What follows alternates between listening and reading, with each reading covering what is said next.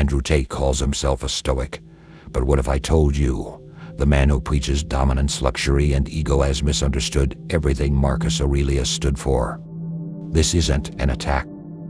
It's a wake-up call, because if we confuse Stoicism with arrogance, we risk turning ancient wisdom into modern poison. Let's unpack why Andrew Tate got Stoicism completely wrong and what Stoicism actually teaches about life, power, and virtue. To be fair, Andrew Tate doesn't come out of nowhere. He promotes discipline. He talks about emotional control. He pushes men to be resilient, strong, and grounded. On the surface, this sounds stoic. Seneca once said, "Difficulties strengthen the mind as labor does the body." Tate would agree, but here's the problem. Stoicism isn't just about being hard. It's about being wise. Where Tate twists the message is in how he ties Stoicism to dominance, ego, and status. For a Stoic, none of these things matter. To a true Stoic, what matters is virtue, your character, not your image. Let's look at this core difference. Ego versus virtue. Andrew Tate often preaches that the world should respect you, that people should fear you, that you should win at all costs. But Epictetus, a real Stoic, once said, "It is impossible for a man to learn what he thinks he already knows." Ego closes the mind. Stoicism opens it. Tate sees emotion as weakness. Stoics see unchecked emotion as weakness. Tate flaunts wealth. Stoics detach from wealth. Tate demands respect. Stoics act in ways that are respectable, even if unnoticed. A Stoic doesn't need the world's approval, because their peace comes from within. Let's talk about wealth, Tate's favorite subject. He'll tell you that money equals freedom. But Marcus Aurelius, who ruled an entire empire, once wrote, "Receive wealth or prosperity without arrogance, and be ready to let it go."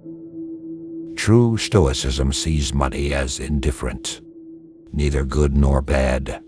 What matters is how you use it. If wealth makes you cruel, arrogant, or boastful, you've become its slave.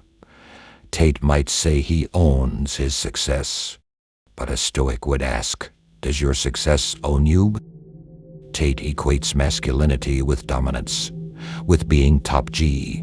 But the Stoics had a different definition of strength. Cato, the younger, one of history's greatest Stoics, stood alone against Julius Caesar. Not because it made him powerful, but because it was right. Courage wasn't about being feared. It was about being just. Stoic masculinity isn't loud. It's steady, not "look at me," but "how can I serve?" It's not about conquering others. It's about conquering the self. Here's why this matters. When Stoicism is rebranded as aggression, we breed narcissism disguised as discipline.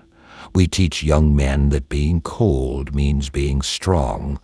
But the original Stoics were deeply compassionate, humble, inwardly focused.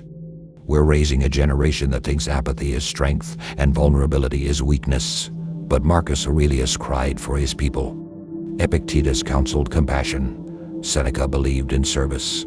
This isn't weakness. This is wisdom. So what does real Stoicism look like? It looks like calm in the storm. It looks like standing for virtue even when no one's watching. It looks like leading without needing applause. A Stoic doesn't flex. A Stoic reflects. Real Stoicism doesn't need to say, "I am a Stoic." You see it in action. It's not viral, it's eternal.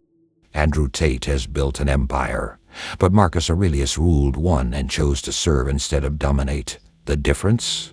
Ego versus virtue. Noise versus wisdom. If you truly want to be Stoic, don't chase the world. Master yourself. Waste no more time arguing what a good man should be. Be one, Marcus Aurelius. Like, subscribe, and remember, true strength is silent.